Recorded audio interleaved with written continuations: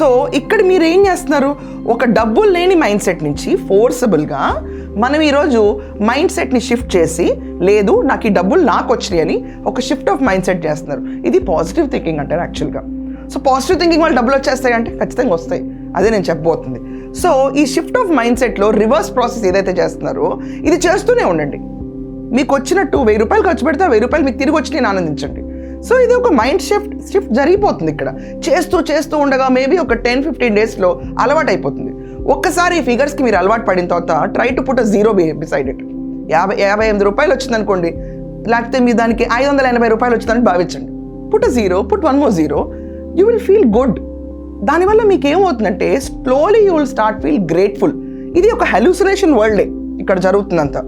కానీ ఇది మనకి తెలియకుండా మనలో ఉన్న స్టబర్న్ ఫ్యాక్ట్స్ ఉన్నాయి చూడండి.